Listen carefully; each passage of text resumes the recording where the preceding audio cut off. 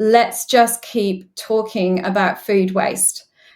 All of these conversations that we have, all the sharing that we're doing, we don't know what kind of impact and ideas that can come out of it, and, you know, how it can have a positive impact on our businesses and our communities.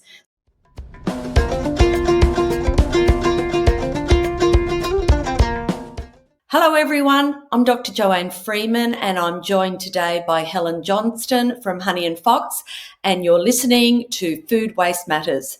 So today we have a special episode where we revisit 3 of our favourite episodes from 2024.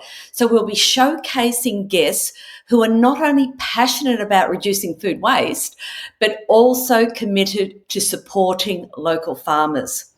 So the first episode was called I Am Not Ugly, with Michelle Masher from Ugly Duck Fine Foods in Queensland. Now, Michelle explained how her initiative creatively transforms surplus farm produce into exquisite jams and relishes. So she is demonstrating a sustainable use of what otherwise might be wasted, while at the same time supporting her local farmers by purchasing their excess crops. Now, the second one we're going to revisit is called Too Good to Waste. This features Libby McKay from Well Tasmania. Now, Libby discusses the importance of local produce and healthy eating and emphasises how these efforts contribute not just to community health, but also supports local farmers, which is then making a significant impact on sustainability and local economies. And finally, we will revisit More Taste, Less Waste with Kelly Johnson from Woodlane Orchard. Kelly shared innovative approaches to orchard management that reduces waste, supports agricultural sustainability, and it also showcases her commitment to both the environment and helping her local farmers. So let's get started. Thanks, Joanne. And obviously, like children, we all love our podcast episodes equally, and we don't really have real favourites, but these are the ones that really got us thinking, and we wanted to make sure our listeners didn't miss out on these episodes. So as Joanne said, there is a little bit of a storytelling theme to this episode as well. So first up in our faves from 2024, we are starting with a story about the ugly duckling. And we all know this one. The moral of the story is don't judge a book by its cover, to accept people for their qualities and their values. And this is the story behind the name, and really sums up Michelle Masher's Ugly Duck Fine Foods. Michelle and her team source surplus produce, waste, essentially, from local farmers and in Queensland, and turns them into beautiful jams, relishes, and other condiments. So let's hear about why she decided to set up Ugly Duck Fine Foods. Well, I think it's just something that was really deep inside of me since a little child. So I grew up in Germany, and I was brought up with grandparents that had a dairy farm, and we would have a lot of the food that came from the dairy farm on our table. So I was lucky enough to grow up with home butchered meat, raw milk, and fresh produce that came from the orchard and the gardens.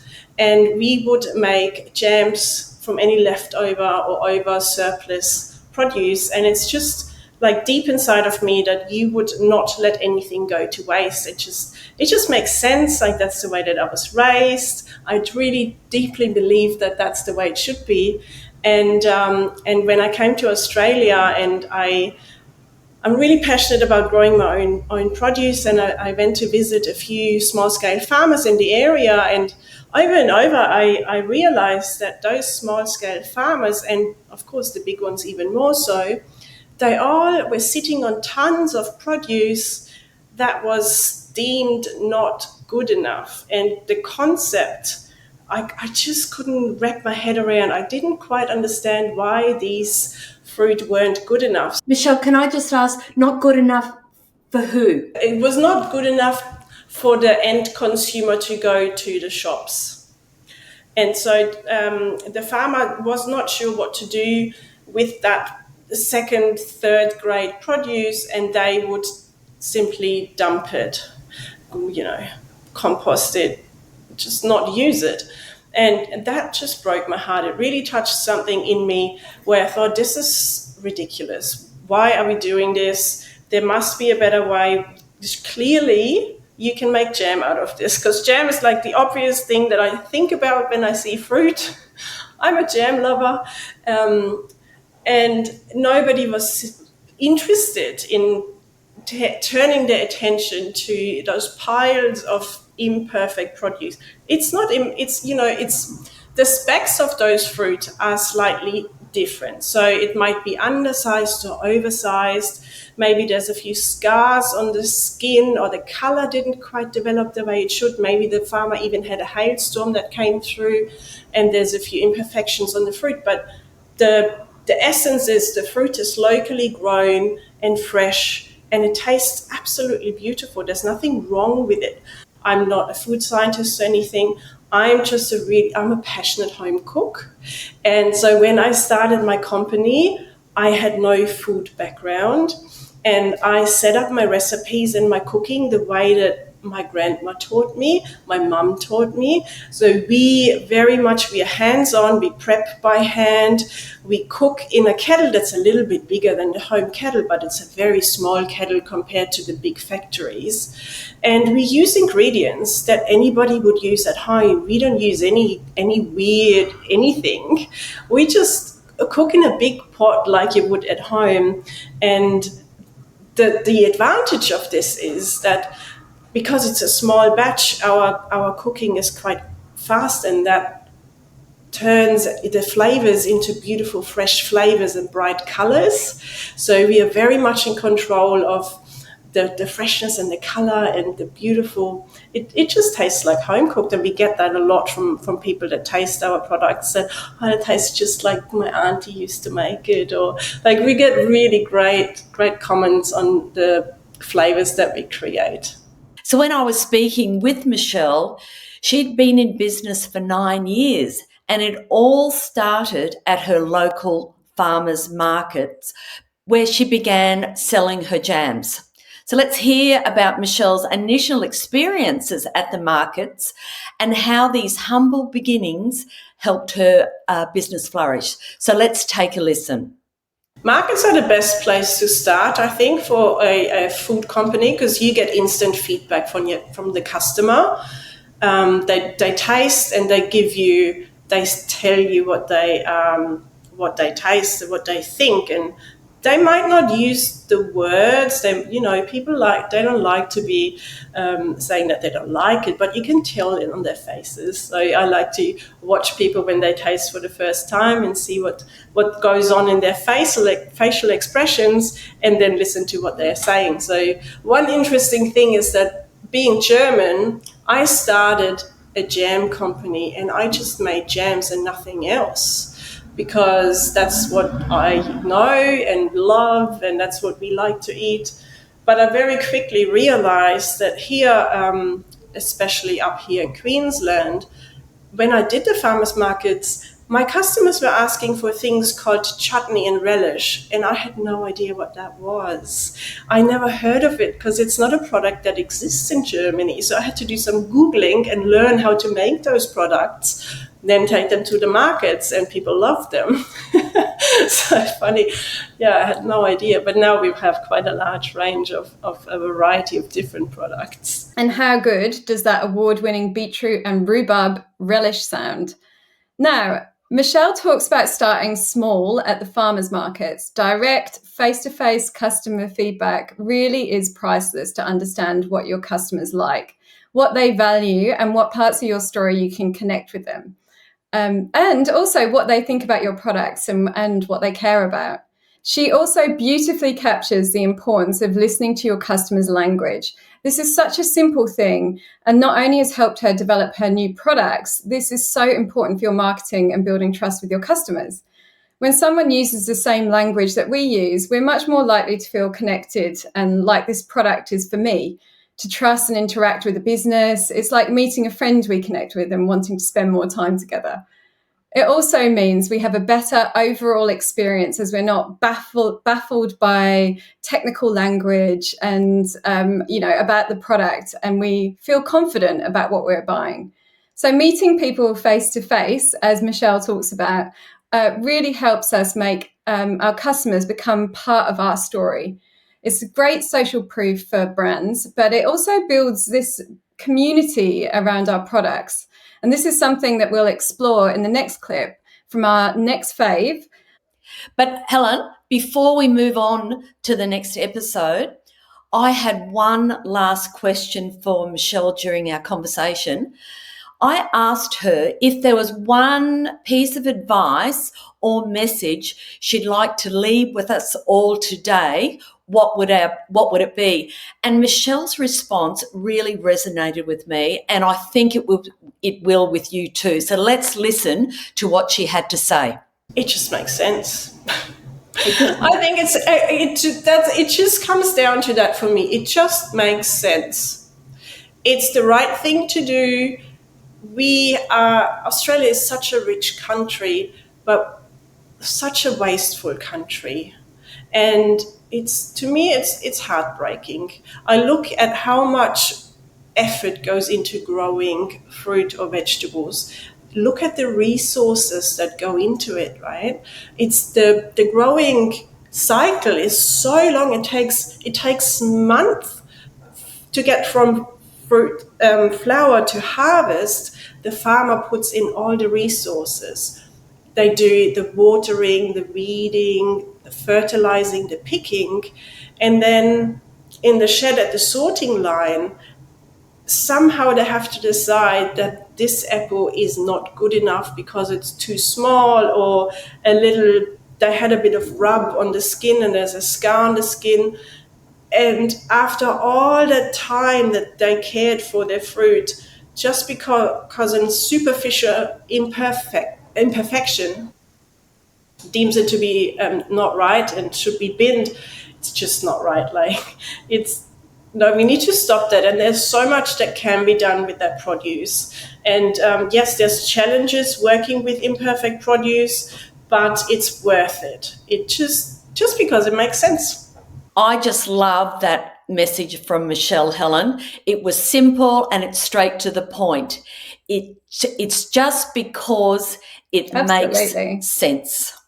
So now we're going to switch some gears, Helen, from Michelle's innovative approach to food waste in Queensland. Let's talk about another episode that really resonated with us this year. We chatted with Libby McKay from Well Tasmania. So this is an organisation that's deeply passionate about not only promoting healthy local eating, but also about supporting local Tasmanian farmers. And Helen and I are a little bit biased here because we are both from Tasmania and we love our local Tasmanian produce, and we also love our local farmers who produce the produce we eat. So Libby and her team are dedicated to telling the stories behind the food, connecting us with the people who grow it, and also highlighting the importance of our choices as consumers. So let's take a listen in and hear how Libby's efforts are nurturing a community that values every bite and every story from our own backyards. So Eat Well is a not-for-profit, and we're based here in Tasmania, in Hobart, and we exist to create a healthier food system. So we work with people right across our local and national food system, so from primary producers all the way to policymakers, to make eating local, seasonal, fresh food easier and more enjoyable for all Tasmanians, because currently that's not the reality in our state. And so we're big advocates around the food insecurity space, around helping Tasmanians increase their food literacy, understanding how to prepare and enjoy food at home.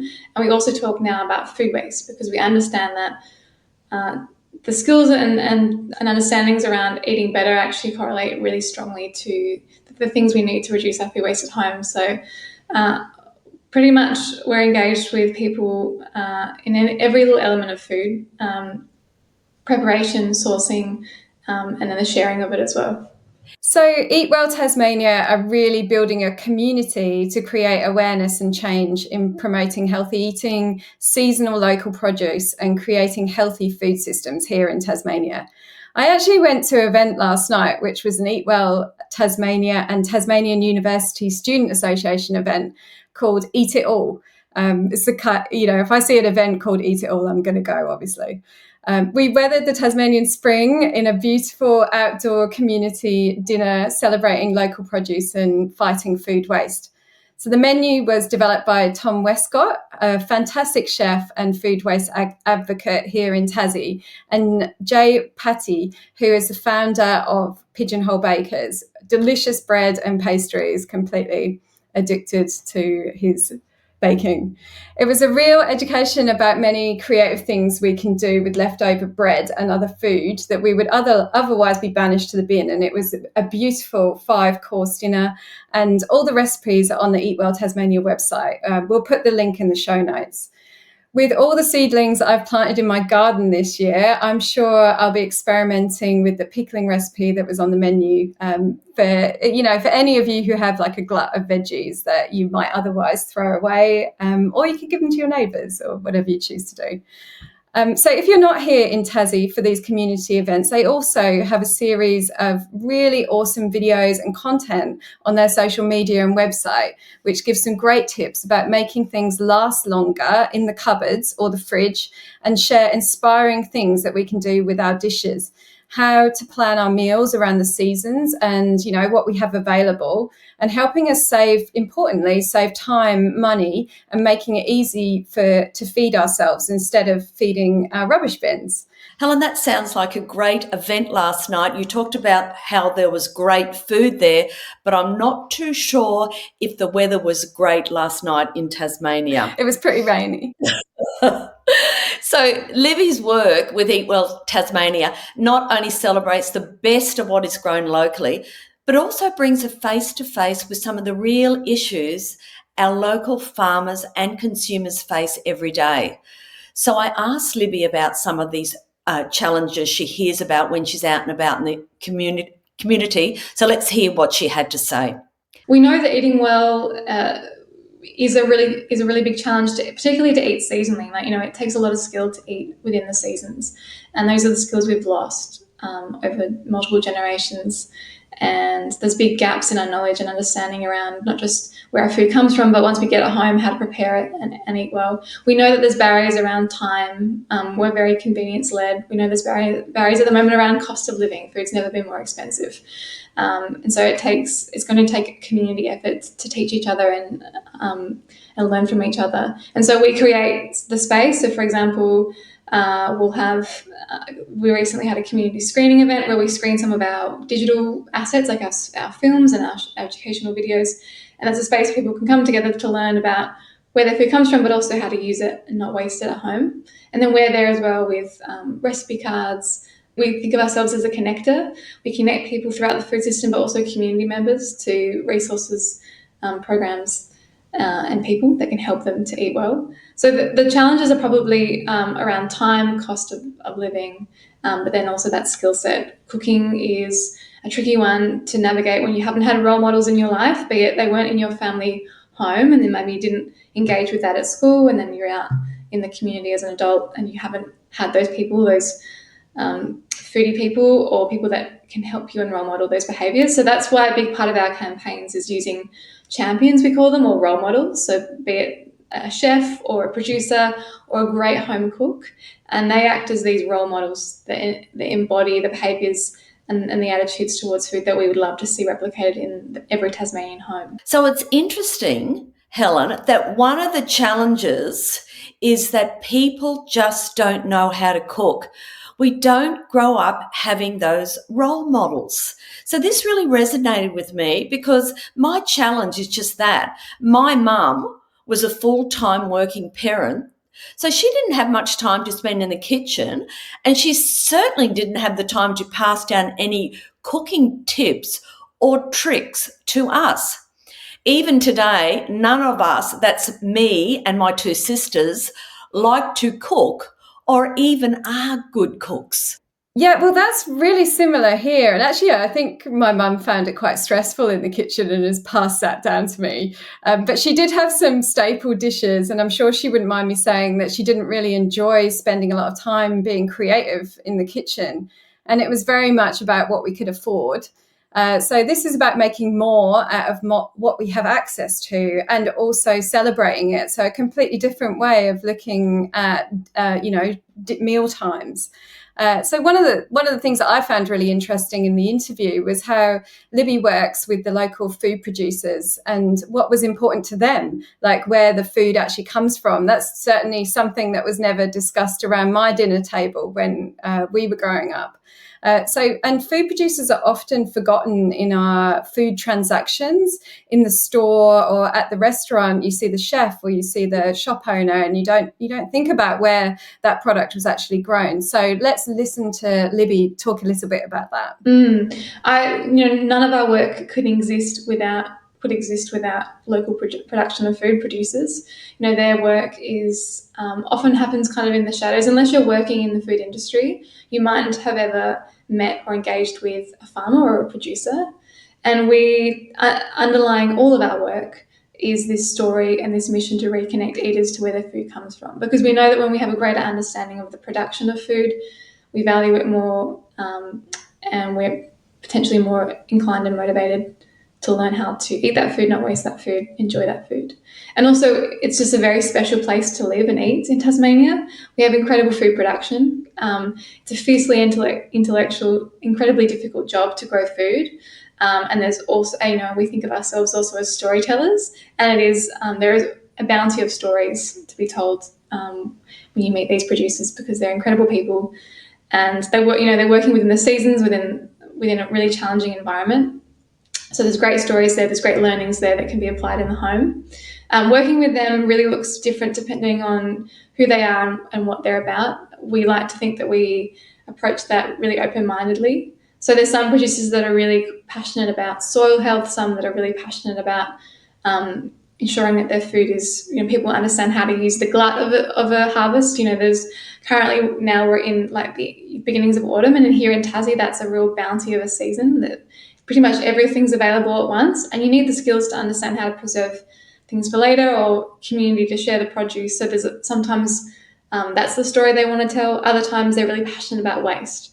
They don't want to see their food wasted, so that's the story that we'll tell there. So we really work with them to understand where their passions lie around educating their eaters, people that buy their produce, and then we'll craft a campaign around what they're really interested and passionate about talking, because passion is contagious and it's a real asset in storytelling for us.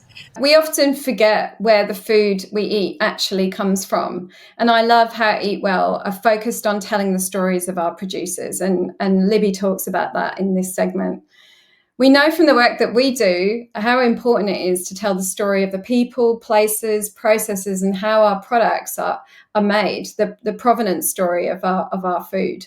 As Libby says, our producers' work is often in the shadows, and it not only helps reconnect eaters to where their food comes from, but also increases the value of our food industry and the value of the food we eat in the hearts and the minds of our consumers. So the storytelling part is such an important thing. But before I let Libby go, Helen, I asked her to share one final thought with us.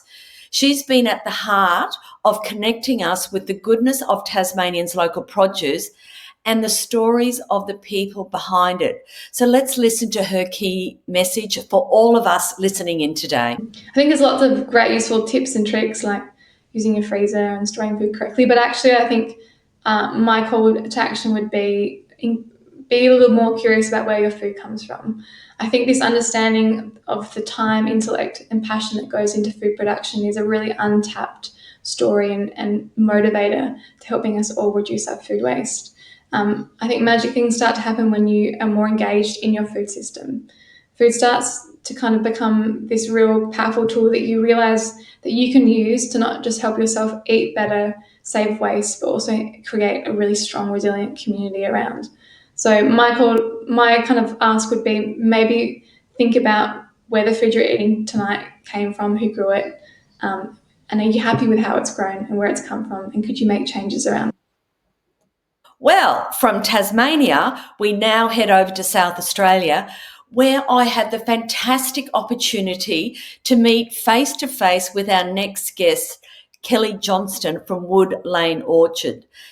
Starting in 2019, Kelly has been doing incredible work purchasing surplus and seconds produce from her local farmers to create nutritional soups, meals, snacks and garnishes.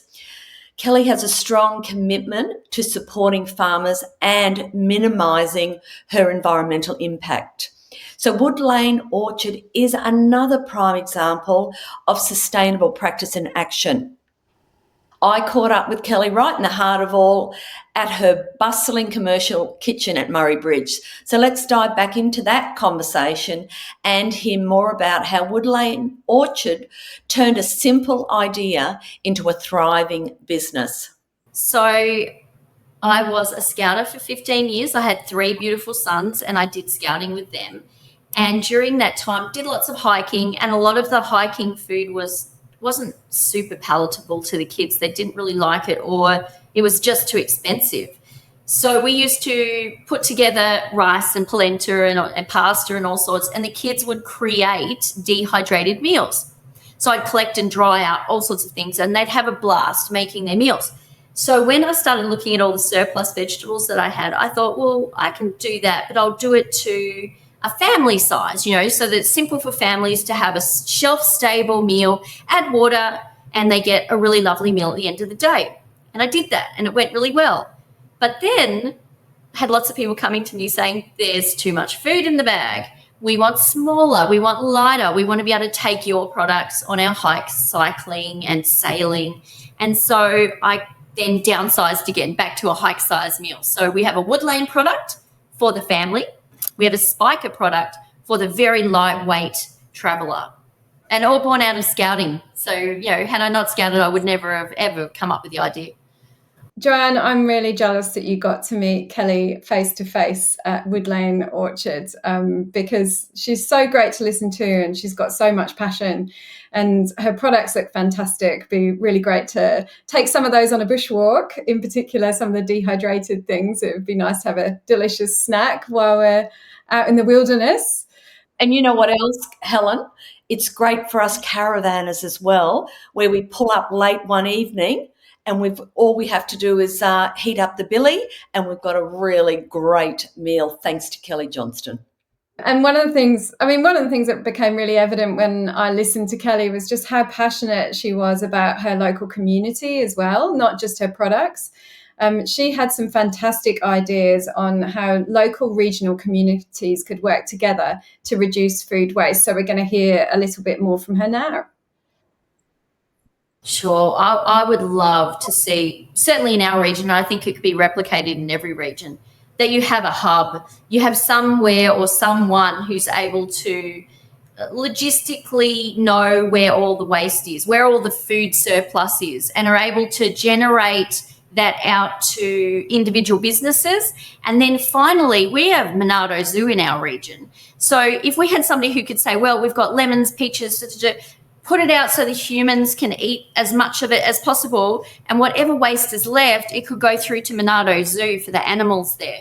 I just think, how great would that be to get Monardo Zoo on the map as not just sustainable in terms of their animal culture and everything, but to be helping the whole region to minimise food waste. I think it's just as simple as one person's wage in the Riverland, in the Murraylands, in the hills, to coordinate all the businesses who have too much food and send it somewhere to get used. So Helen, just building on what Kelly just mentioned, I'm excited to share that we at Honey and Fox are actively working to launch a project in Kelly's region.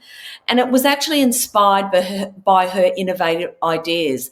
So I just want to extend a huge thank you to Kelly for her invaluable support and insights that are guiding and supporting this potential new initiative in the Murraylands Riverland region of South Australia. That's fantastic, Jo, and it just shows that when you connect with people and you share ideas, you know, what can come from that. And I really hope that that project gets up. Did you want to explain a little bit more for any listeners about what that's all about?